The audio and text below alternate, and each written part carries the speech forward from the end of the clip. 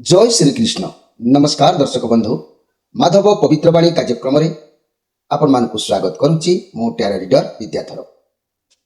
प्रिय दर्शक बंधु, आज मु आपण मानकु कहबी टैरोट कार्ड माध्यम 12टी राशि राशिफल संपर्क में प्रथम मेष राशि ठारू आरंभ करबा मीन राशि पर्यंत। ता पूर्व मोर प्रिय दर्शक बंधु आसंतु जानिबा प्रत्येक दिन परी आज दिनचर्चा कार्यक्रम संपर्क में कौन अच्छी आज दिनचर्चा कार्यक्रम को दृष्टि देवा। जय श्रीकृष्ण।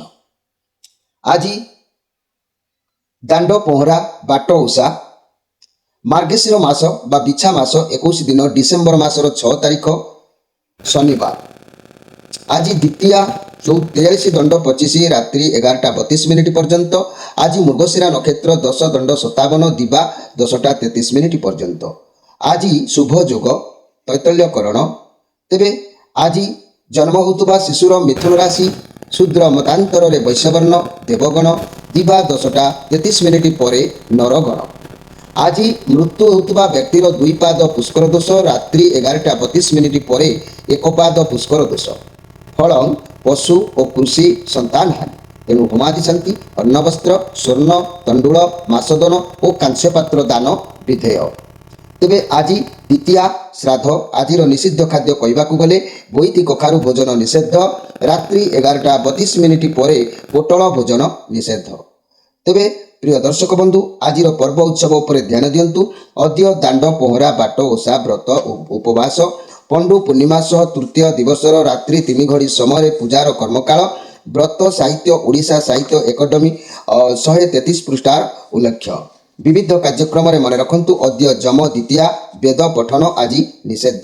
जो माने वेद पाठ करुँच वेद पठन निषेध। आज अशुभ बेला काल बेला प्रातरु दिवा 8:04 मध्य दिवा 4:02 पर 5:01 मध्य 12 बेला कहले दिवा 12:49 पर 2:26 मध्य काल रात्रि कहले अस्तरु 6:37 मध्य रात्रि 3:28 पर एवं 5:02 मध्य।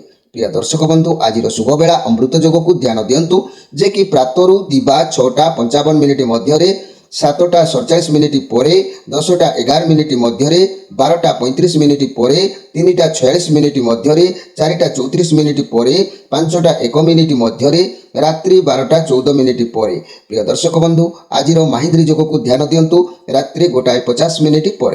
एबे आसंतु आमे कार्ड माध्यम 12टी कार्ड संग्रह करबा। ए 12टी कार्ड रे 12टी राशि संपर्क रे आमे संक्षेप रे जानिबा आउ देखिबा कोन आसुची मोर प्रिय 12टी राशि व्यक्ति मान को भाग्य रे। जय श्री कृष्ण। जय माता माता। कोन आसुची मोर प्रिय 12टी राशि व्यक्ति मान को भाग्य रे। डिसेम्बर 6 तारिख शनिवार। प्रथमे मेष राशि।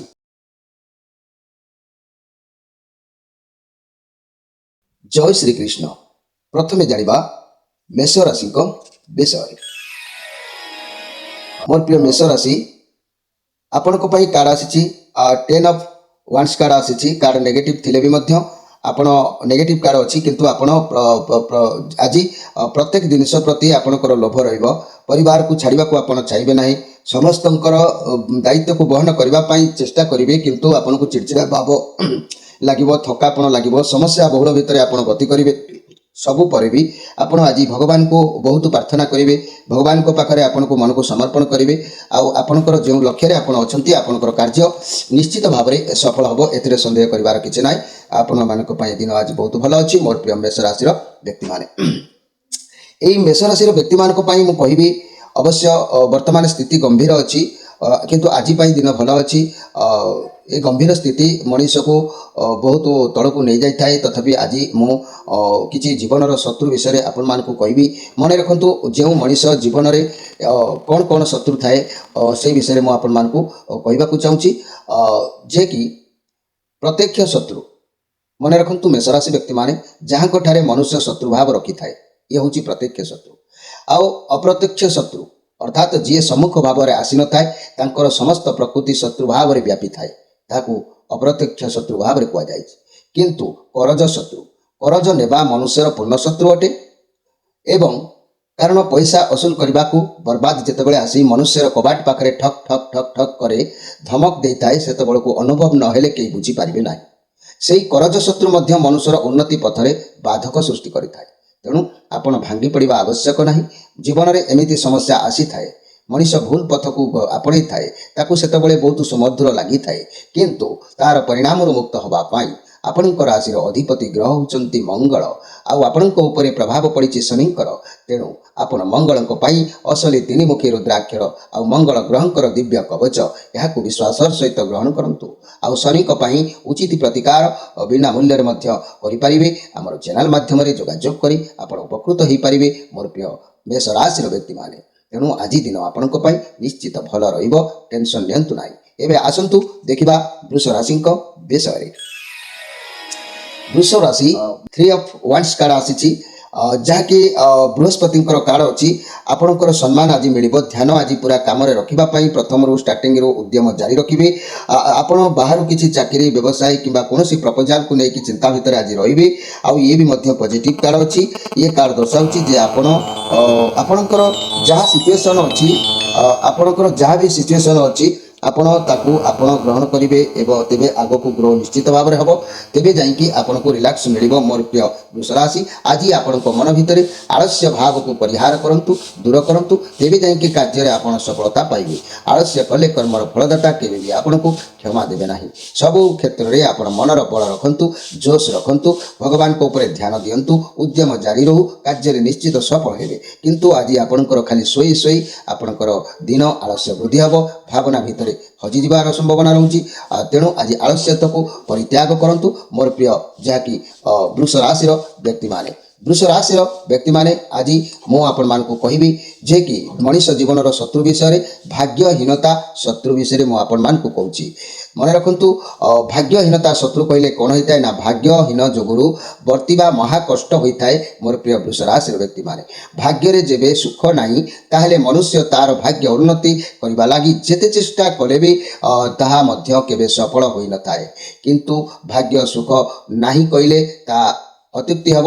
କିନ୍ତୁ ସେହି ସୁଖକୁ ପାଇବା ପାଇଁ ହେଲେ ଆପଣଙ୍କୁ ଶ୍ରମ, ଭକ୍ତି, ପ୍ରେମ ଏସବୁ ଯାହାକି ଜାଗ୍ରତ କରିବାକୁ ପଡ଼ିବ। ସକାରାତ୍ମକ ଭାବରେ ଆପଣ ଗତି କରିବାକୁ ପଡ଼ିବ। ତେବେ ଇଚ୍ଛିତ ଭଗବାନ ନିଶ୍ଚିତ ଇଚ୍ଛା ପୂରଣ ଅବଶ୍ୟ କରିବେ ମୋର ପ୍ରିୟ ବୃଷ ରାଶିର ବ୍ୟକ୍ତିମାନେ। ଆପଣଙ୍କ ରାଶିର ଅଧିପତି ଗ୍ରହ ଦେବତା ହେଉଛନ୍ତି ଦାନବଚାର୍ଯ୍ୟ ଶୁକ୍ର। ଶୁକ୍ରଙ୍କର କାରଣରୁ ସୁଖ ସମୃଦ୍ଧି ପ୍ରାପ୍ତି ହୋଇଥାଏ, ଧନ ଲକ୍ଷ୍ମୀ କୃପା କରିଥାନ୍ତି। ତେଣୁ ଶୁକ୍ରଙ୍କ ପାଇଁ ଆପଣ ଅସଲି ଷଡ଼ମୁଖୀ ରୁଦ୍ରାକ୍ଷର ଶୁକ୍ର ମହାଗ୍ରହଙ୍କର ଦିବ୍ୟ କବଚ ଧାରଣ କରିବା ଅତ୍ୟନ୍ତ ଆବଶ୍ୟକ ଅଛି। ଏବେ ଆସନ୍ତୁ ଦେଖିବା ମିଥୁନ ରାଶିଙ୍କ ବିଷୟରେ। ମୋର ପ୍ରିୟ ମିଥୁନ ରାଶି, ଇଏ ହ୍ୟାଙ୍ଗଡ୍ ମ୍ୟାନ୍ କାର୍ଡ଼ ଆସିଛି। ଆପଣ ଆଜି ବହୁତ କଷ୍ଟ ପରିଶ୍ରମ କରିବାର ଯୋଗ ଆପଣଙ୍କର ଆଜି ଅଛି। ଆପଣଙ୍କୁ ଆଜି କିଛି ସଫଳତା ମିଳିବାର ଯୋଗ ଅଛି। ଯାହା ଅପେକ୍ଷା କରିଥିବା ଦୀର୍ଘ ଦିନର କିଛି ସଫଳତା ଆଜି ଦୂରୀଭୂତ ହେବ। ଦୀର୍ଘ ଦିନର ସମସ୍ୟା କିଛି ଆଜି ଦୂରୀଭୂତ ହେବ। ବଡ଼ ଧରଣର ଆଶା ଥିଲେ ବି ମଧ୍ୟ ତାହା ଧୀରେ ଧୀରେ କ୍ଲୋଜ୍ ହେବ।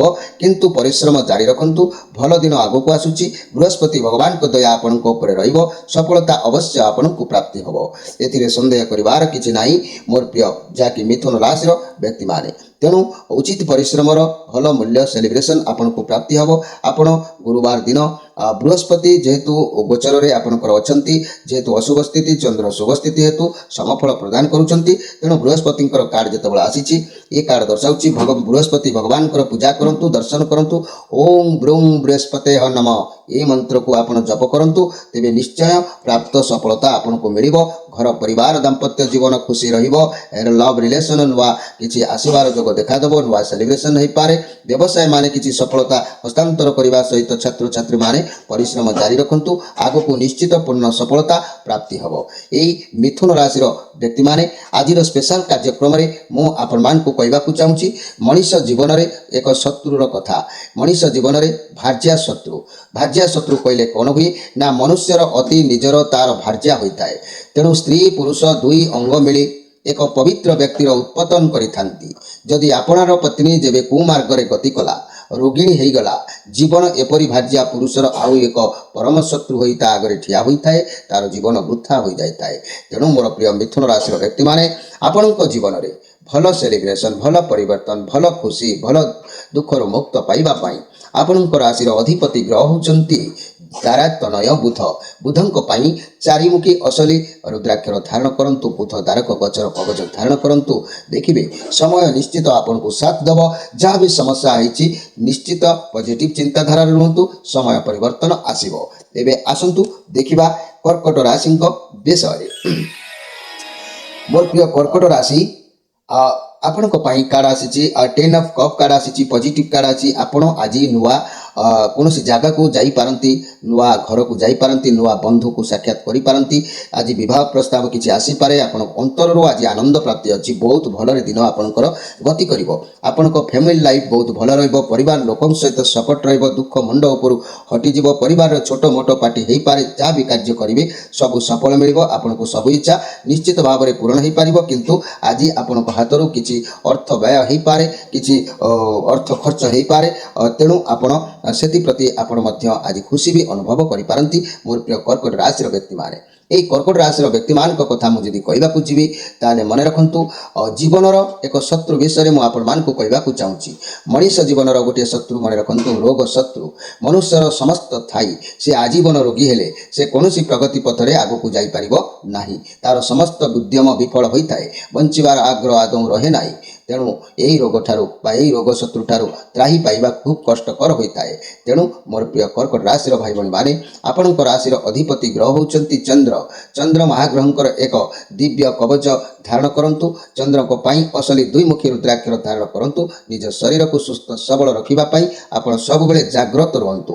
ଏବେ ଆସନ୍ତୁ ଦେଖିବା ସିଂହ ରାଶିଙ୍କ ସମ୍ପର୍କରେ। ମୋର ପ୍ରିୟ ସିଂହ ରାଶି, ଆପଣଙ୍କ ପାଇଁ କାର୍ଡ଼ ଆସିଛି 7 ଅଫ୍ ସୋର୍ସ କାର୍ଡ଼ ଆସିଛି। ଯିଏକି ଆପଣ ବହୁତ ଚାଲାକ, ମିଛ କହିବାକୁ ପସନ୍ଦ କରନ୍ତି ନାହିଁ। କିଛି ବି ଭୁଲ କାମ କରୁଛନ୍ତି ଯେବେ ଧରା ପଡ଼ିଯିବାର ଚାନ୍ସ ଥାଏ। ଆଜି ନିଜର ପଇସାକୁ ଯତ୍ନରେ ରଖନ୍ତୁ, ଆବଶ୍ୟକରେ ଖର୍ଚ୍ଚ କରନ୍ତୁ। କର୍ମକ୍ଷେତ୍ରରେ ସମସ୍ତେ ଆପଣଙ୍କର ପଛରେ ପଡ଼ିବେ। ଆପଣଙ୍କ ନାମରେ ଇଆଡ଼ୁ ସିଆଡ଼ୁ କୁଆବଲା ହେଇପାରନ୍ତି। ଆପଣଙ୍କ ବିଷୟରେ ଲୋକମାନଙ୍କୁ ମିଛ ବି କହିପାରନ୍ତି। ସମସ୍ତଙ୍କୁ ଆପଣାର ଆଜି ମାନନ୍ତୁ ନାହିଁ ମୋର ପ୍ରିୟ ସିଂହ ରାଶିର ବ୍ୟକ୍ତିମାନେ। କିନ୍ତୁ ଆଜି ଆପଣ ଜନସମ୍ପର୍କ ବୃଦ୍ଧି ହେବ। କେହି ଆପଣଙ୍କ ପଛରେ ପଡ଼ିପାରନ୍ତି, ସମ୍ପର୍କ ଯୋଡ଼ିବାକୁ ଉଦ୍ୟମ କରିପାରନ୍ତି। ଆପଣ ଆଜି ଜନସମ୍ପର୍କ ଭିତରେ ବୁଡ଼ିବାର ଅଛି। ଅନେକ ରହସ୍ୟପୂର୍ଣ୍ଣ ଘେର ଭିତରେ ଆପଣ ଚାଲିବାର ଅଛି। ଆପଣଙ୍କୁ କେହି ଅନଲାଇନ୍ ମାଧ୍ୟମରେ କଣ୍ଟାକ୍ଟ ବା ଫୋନ୍ ମାଧ୍ୟମରେ କଣ୍ଟାକ୍ଟ କରିପାରେ, ମନୋରଞ୍ଜନ କରିପାରନ୍ତି। କର୍ମକ୍ଷେତ୍ରରେ ଆଜି ଭଲ ସଫଳତା ଯୋଗ ବି ରହିବ। ତେବେ ମୋର ପ୍ରିୟ ଯାହାକି ସିଂହ ରାଶିର ବ୍ୟକ୍ତିମାନେ, ଆଜିର ସ୍ପେଶାଲ କାର୍ଯ୍ୟକ୍ରମରେ ମୁଁ ଆପଣମାନଙ୍କୁ କହିବି, ଆପଣମାନଙ୍କର ରାଶିର ଏକ ବିଷୟରେ କହିବି ଯେ ଜୀବନର ଶତ୍ରୁତା ବିଷୟରେ ମୁଁ କହିବି। ମନେ ରଖନ୍ତୁ, ପୁତ୍ର ଶତ୍ରୁ ବିଷୟରେ ମୁଁ ଆପଣମାନଙ୍କୁ କହୁଛି। ସବୁ ଥାଇ ପୁଅର ଶତ୍ରୁଗତ ବ୍ୟବହାର ଦ୍ୱାରା ମନୁଷ୍ୟର ବଳ ଛୋଟ ହୋଇଯାଇଥାଏ। ପୁଅ ଥିଲେ ଧନ କାହିଁକି ସଞ୍ଚୁ? ପୁଅ ଥିଲେ ଧନ ସଞ୍ଚୟ କରିବାର ଦରକାର ନାହିଁ। କାରଣ ଏହି ଦୁଇଟି କଥାରେ ଗୋଟିଏ କୁପୁତ୍ର ଲାଗି ଧନ ସଞ୍ଚୟ କଲେ ସେ ଧନକୁ ଅପଥରେ ବର୍ବାଦ କରିଦେବ। ପୁଣି ପୁଅଟି ଯଦି ଯୋଗ ହୋଇଥିବ, ସଂସାରରେ ସୁଖ ପାଇବା ଲାଗି ମନୁଷ୍ୟ ଆଉ ଚିନ୍ତା ବି ନଥାଏ, ତା ପାଇଁ ଧନର ଆବଶ୍ୟକତା ନଥାଏ। ତେଣୁ ମୋର ପ୍ରିୟ ସିଂହ ରାଶିର ବ୍ୟକ୍ତିମାନେ, ଆପଣମାନେ ଏଇଭଳି ସ୍ଥିତି ବା ପରିବାରର ସ୍ଥିତିକୁ ସଜାଡ଼ିବା ପାଇଁ ଆପଣଙ୍କ ରାଶିର ଅଧିପତି ଗ୍ରହ ହେଉଛନ୍ତି ସକଳ ସୃଷ୍ଟିର ଆଧାର ରବି ଅର୍ଥାତ୍ ସୂର୍ଯ୍ୟ ଦେବତା। ତେଣୁ ତାହାଙ୍କୁ ସନ୍ତୁଷ୍ଟ କରିବା ନିମିତ୍ତ ଆପଣ ଏକମୁଖୀ ଅସଲି ରୁଦ୍ରାକ୍ଷର ଧାରଣ କରି ରବି ଗ୍ରହଙ୍କର ଏକ ଦିବ୍ୟ କବଚ ଧାରଣ କରି ନିଜର ପାରିବାରିକ ସମସ୍ୟାକୁ ସମାଧାନ କରିପାରିବେ। ଏବେ ଆସନ୍ତୁ ଦେଖିବା କନ୍ୟା ରାଶିଙ୍କ ବିଷୟରେ। ମୋର ପ୍ରିୟ କନ୍ୟା ରାଶି, ଦ ୱାର୍ଲ୍ଡ କାର୍ଡ଼ ଆସିଛି। ଆପଣ ଯାହା କହୁଛନ୍ତି କିମ୍ବା ଯେଉଁ ବନ୍ଧନରେ ଅଛନ୍ତି, ଆପଣଙ୍କ ପାଇଁ ସେ ହେଉଛି ସବୁଠୁ ବେଷ୍ଟ ବନ୍ଧନ, ସବୁଠୁ ଭଲ। ଆପଣ ବୁଦ୍ଧିକୁ ଶକ୍ତିକୁ ଠିକ୍ ଭାବରେ ସଦୁପଯୋଗ କରିବା ପାଇଁ ଆପଣ ଚେଷ୍ଟା କରନ୍ତୁ। ଆପଣ ବୁଦ୍ଧି ବଳରେ ସଦୁପଯୋଗ କରନ୍ତୁ। ଯାହା ବି ଖରାପ ଜିନିଷ ଆପଣଙ୍କ ପାଖରେ ଅଛି ବା ଦେଖାଦେଉଛି ତାହାକୁ ଦୂରେଇବାକୁ ଚେଷ୍ଟା କରନ୍ତୁ। ନିଶ୍ଚିତ ସଫଳ ସୀମାରେ ପହଞ୍ଚି ପାରିବେ। ଯଦି ବ୍ୟବସାୟ ସମ୍ପର୍କ କିମ୍ବା ବିଦ୍ୟା କିଛି ଖରାପ ଚାଲୁଛି ତାକୁ ସୁଧାରନ୍ତୁ, ସେଥିରୁ କିନ୍ତୁ ବାହାରନ୍ତୁ ନାହିଁ। ମୋର ପ୍ରିୟ କନ୍ୟା ରାଶିର ବ୍ୟକ୍ତିମାନେ, ଆପଣଙ୍କ ସାଥିରେ ଅତୀତରେ ବହୁତ କିଛି ଘଟଣା ଘଟିଛି। ଆପଣ ଯାହାକି ତାହାକୁ ସଜାଡ଼ିବା ନିମିତ୍ତ ନିଜ ମୁଣ୍ଡକୁ ବୋଝ ନେଇ ସବୁକିଛି କରିବା ପାଇଁ ଉଦ୍ୟମ ଜାରି ରଖନ୍ତୁ। ଆପଣଙ୍କର ଲଭ୍ ରିଲେସନ୍ କଥା କହିଲେ ଇଚ୍ଛା ପୂରଣ ହୋଇପାରେ। ଯାହା ଆପଣଙ୍କ ରିଲେସନ୍କୁ ନେଇ ଦୁଇ ଜଣଙ୍କ ଭିତରେ ପ୍ରେମ ଭଲ ପାଇବା ବଢ଼ିପାରେ। ସିଙ୍ଗଲ ଥିବା ବ୍ୟକ୍ତିମାନେ ନିଜ ଉପରେ ଧ୍ୟାନ ଦିଅନ୍ତୁ। ଆପଣଙ୍କୁ ଆପଣଙ୍କ ମନ ପସନ୍ଦର ପାର୍ଟନର ନିଶ୍ଚିତ ଭାବରେ ପ୍ରାପ୍ତି ହୋଇଯିବ। ତେବେ ଆଜି ଘାତଚନ୍ଦ୍ର ଅଛି। ଏହି ଘାତଚନ୍ଦ୍ର କାରଣରୁ ଆପଣ ଟିକେ ସତର୍କ ବା କେୟାରଫୁଲ୍ ଭାବରେ ସମୟକୁ ନିଅନ୍ତୁ। ମୋର ପ୍ରିୟ କନ୍ୟା ରାଶିର ବ୍ୟକ୍ତିମାନେ, ଏହି କନ୍ୟା ରାଶିର ବ୍ୟକ୍ତିମାନେ, ଆଜି ମୁଁ ଆପଣମାନଙ୍କୁ କହିବି ଯେ କି ଆପଣମାନଙ୍କର ଜୀବନର ଶତ୍ରୁ କ'ଣ ହେଇପାରେ। ତେବେ ଯେତେ କଷ୍ଟ ସ୍ୱୀକାର କରି ମନୁଷ୍ୟ ନିଜର ଉନ୍ନତି ମାର୍ଗରେ ଅଗ୍ରସର ହେଉଥିବା ବେଳେ ତାକୁ ସଫଳତା ମିଳେ ନାହିଁ। ମନୁଷ୍ୟ ଚାହାନ୍ତୁ ଅଥବା ନ ଚାହାନ୍ତୁ ମନୁଷ୍ୟର ଶତ୍ରୁ ହୋଇ ତାହାର ପ୍ରଗତି ପଥରେ ବାଧା ଆସିଥାଏ। ଏହାଦ୍ୱାରା ମନୁଷ୍ୟର ମନର ବଳରେ ହ୍ରାସ ଘଟିଥାଏ। ଯେତେ ଚେଷ୍ଟା କଲେ ମଧ୍ୟ ବିଫଳତା କେବେ ଛାଡ଼େ ନାହିଁ। ଏହି ଶତ୍ରୁମାନଙ୍କ ମଧ୍ୟରୁ 9ଗୋଟି ଶତ୍ରୁଙ୍କୁ ମୁଁ ଆପଣଙ୍କ ସାମ୍ନାରେ ଆଜି ପ୍ରତ୍ୟେକ ରାଶି ଭିତରେ ଗୋଟି ଗୋଟି କରିକି କହୁଛି।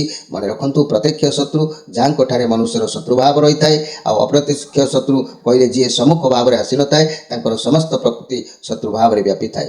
ଏ କଥାକୁ ଆପଣମାନେ ଜଗି ରଖି ଲୋକମାନଙ୍କ ସହିତ ସମ୍ପର୍କ ଯୋଡ଼ନ୍ତୁ।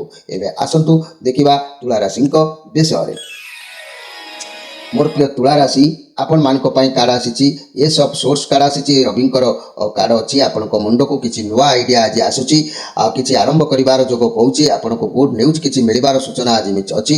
ଆପଣ ଠିକ୍ ଡିସିସନ୍ ନେବେ ଏବଂ ଆପଣଙ୍କୁ ନ୍ୟାୟ ମଧ୍ୟ ଆଜି ପ୍ରାପ୍ତି ହେବ। ମନି କ୍ୟାରିୟର କ୍ଷେତ୍ରରେ ନୂଆ ଜବ୍ ବା ମିଳିପାରେ, ପ୍ରମୋସନ୍ ମିଳିପାରେ, ବ୍ୟବସାୟ ନୂଆ ଆରମ୍ଭ କରିପାରନ୍ତି, ନୂଆ ସମ୍ପର୍କ ଯୋଡ଼ି ପାରନ୍ତି।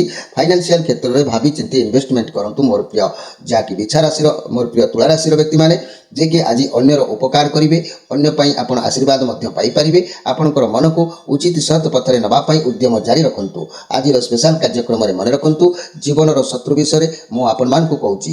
ଯିଏ ମନୁଷ୍ୟର ମିତ୍ର, ବ୍ୟବସାୟ କ୍ଷେତ୍ରରେ ପାର୍ଟନର, ଯାହା ଉପରେ ମନୁଷ୍ୟ ଭରସା ରଖିଥାଏ, ସମୟ ଦେଖି ବ୍ୟକ୍ତି ମନୁଷ୍ୟକୁ ଧୋକା ଦେଇଥାଏ, ଏହାକୁ ବିଶ୍ୱାସଘାତକ ଶତ୍ରୁ କୁହାଯାଏ। ଏଭଳି ଶତ୍ରୁତାରୁ ମୁକ୍ତି ପାଇବା ପାଇଁ ଜୀବନର ଗତିପଥକୁ ସଜାଡ଼ିବା ନିମିତ୍ତ ଆପଣଙ୍କର ରାଶିର ଅଧିପତି ଗ୍ରହ ଦାନବଚାର୍ଯ୍ୟ ଶୁକ୍ରଙ୍କ ପାଇଁ ଅସଲି ଷଡ଼ମୁଖୀ ରୁଦ୍ରାକ୍ଷର ଧାରଣ କରନ୍ତୁ। ଶୁକ୍ର ମହାଗ୍ରହଙ୍କର ଦିବ୍ୟ କବଚ ଧାରଣ କରନ୍ତୁ। ଭାଗ୍ୟର ପରିବର୍ତ୍ତନ ଉଦ୍ୟମ ଜାରି ରଖନ୍ତୁ 2026 ମସିହାକୁ ସ୍ୱାଗତ କରିବା ନିମନ୍ତେ। ଏବେ ଆସନ୍ତୁ ଦେଖିବା ବିଛା ରାଶିଙ୍କ ବିଷୟରେ। ବିଛା ରାଶି, page of pentacles card positive card ଅଛି। ଆପଣଙ୍କ ପାଖକୁ କିଛି ଖବର ଆସିବ, ସଫଳତା ମିଳିବାର ଯୋଗ ହାତ ପାନ୍ତାରୁ ହୁଏତ ଖସିଯାଇପାରେ। ରିଲେସନସିପ୍ରେ ଭଲ ମନ୍ଦ ଭିତରେ ସମୟ ଅତିବାହିତ କରିବ। କିଛି ଭଲ ସଫଳତା ବି ମିଳିବାର ଯୋଗ କହୁଛି। ଆପଣ ବ୍ୟବସାୟ, ନୂତନ ବ୍ୟବସାୟ ଆରମ୍ଭ କିମ୍ବା ନୂତନ ସମ୍ପର୍କ, ନୂତନ ବନ୍ଧୁ କିଛି ବି ସ୍ଥାପନ କରିବା ପାଇଁ ଉଦ୍ୟମ ଆଜି ଜାରି ରଖିବେ। ସମୟ ଅବଶ୍ୟ ଶୁଭ ଥିଲେ ବି ମଧ୍ୟ କିନ୍ତୁ କିଛି ବିଘଟନ, କିଛି ଅତୃପ୍ତ ରହିବ, ଯାହାକି ଆପଣଙ୍କ ସୁଖରେ ବାଧା ଆସିବ, ସୁଖ ହାନି ହେବ। ହାତ ପାନ୍ତାରେ ଥିବା ଜିନିଷ ହୁଏତ ବିଳମ୍ବିତ ହୋଇଯାଇପାରେ। ଏହିସବୁ କାରଣରୁ ଆପଣଙ୍କର ମନ ଭିତରେ କଷ୍ଟ ଆସିପାରେ। ତେଣୁ ଆଜି ପ୍ରତ୍ୟେକ ଇଚ୍ଛା ପୂରଣ ହେବା ଜାଗାରେ ରାସ୍ତା ସଫା ବି ଅଛି, କିନ୍ତୁ ଆପଣଙ୍କର କିଛି ତ୍ରୁଟି କାର୍ଯ୍ୟ ପାଇଁ ଆପଣ ହୁଏତ ଆଜି ସୁଖହାନି ହୋଇପାରେ, ସୁଖରେ ବାଧାପ୍ରାପ୍ତ ଆସିପାରେ। ସେଥିପ୍ରତି ଆଜି ସଜାଗ ରୁହନ୍ତୁ ମୋର ପ୍ରିୟ ବିଛା ରାଶିର ବ୍ୟକ୍ତିମାନେ। এই ବିଛା ରାଶିର ବ୍ୟକ୍ତିମାନେ ଆଜିର ସ୍ପେଶାଲ କାର୍ଯ୍ୟକ୍ରମରେ ମୁଁ ଆପଣମାନଙ୍କୁ କହିବାକୁ ଚାହୁଁଛି, ମଣିଷ ଜୀବନର ଶତ୍ରୁ ବିଷୟରେ କହିବି। ମଣିଷ ଜୀବନରେ ଯଦି କରଜ ଶତ୍ରୁ କଥା କହିବି, କରଜ ନେବା ମନୁଷ୍ୟର ପୂର୍ଣ୍ଣ ଶତ୍ରୁ ଅଟେ। କାରଣ ପଇସା ଅସୁଲ କରିବାକୁ ବର୍ବାଦ ଯେତେବେଳେ ଆସି ମନୁଷ୍ୟର କବାଟ ପାଖରେ ଠକ୍ ଠକ୍ କରି ସେତେବେଳେ ଧମକ ଦେଇଥାଏ, ସେତେବେଳକୁ ଅନୁଭବ ନହେଲେ କେହି ବି ବୁଝିପାରିବେ ନାହିଁ। ସେହି କରଜ ଶତ୍ରୁ ମଧ୍ୟ ମନୁଷ୍ୟର ଉନ୍ନତି ପଥରେ ବାଧକ ସାଜିଥାଏ। ଏଭଳି କରଜ ସ୍ଥିତିରୁ ସୁଧାରିବା ପାଇଁ ସର୍ବପ୍ରଥମେ ଆପଣଙ୍କ ରାଶିର ଅଧିପତି ଗ୍ରହ ହେଉଛନ୍ତି ମଙ୍ଗଳ। ମଙ୍ଗଳଙ୍କ ପାଇଁ ତିନିମୁଖୀ ଅସଲି ରୁଦ୍ରାକ୍ଷର ସହିତ ମଙ୍ଗଳ ଗ୍ରହଙ୍କର ଦିବ୍ୟ କବଚ ଧାରଣ କରି ଆପଣମାନେ ନିଶ୍ଚିତ ଭାବରେ ହାତେ ମାପି ଚାଖଣ୍ଡେ ଦୂରରେ ରହି ସବୁ କାର୍ଯ୍ୟକୁ ଧୀରେ ଧୀରେ ସମାପନ କରିପାରିବେ। ଏବେ ଆସନ୍ତୁ ଦେଖିବା ଯାହାକି ଧନୁ ରାଶିଙ୍କ ବିଷୟରେ। ଧନୁ ରାଶି, ସିକ୍ସ ଅଫ୍ ସୋର୍ସ କାର୍ଡ଼ ଆସିଛି। ପରିସ୍ଥିତି ଆପଣଙ୍କୁ ନିଷ୍ପତ୍ତି ନେବାକୁ ନେଇପାରୁନାହାନ୍ତି, ପରିସ୍ଥିତି ଏମିତି ଆପଣଙ୍କର ହେଇପାରେ, କିନ୍ତୁ ପୁରୁଣା କଥା ଛାଡ଼ି ଦିଅନ୍ତୁ, ଆଗକୁ ବଢ଼ନ୍ତୁ। ପରିସ୍ଥିତି ଆଗଠୁ ବହୁତ ଭଲ ଅଛି, ସବୁକିଛି ବୁଝିପାରୁଛନ୍ତି। ତେଣୁ ବର୍ତ୍ତମାନ ନୂଆ ଦିଗକୁ ଗତି କରିବାର ଯୋଗ ଆପଣଙ୍କର ଦେଖାଦେଉଛି। ଭଗବାନ ଯାହା କରନ୍ତି ପ୍ରାଣୀର ମଙ୍ଗଳ ପାଇଁ। କିଛି ବି ଖରାପ ସମୟ ଥିଲା, ତେବେ ଆଗକୁ ଆପଣଙ୍କ ପାଇଁ ଆଶୀର୍ବାଦର ସମୟ ଅଛି।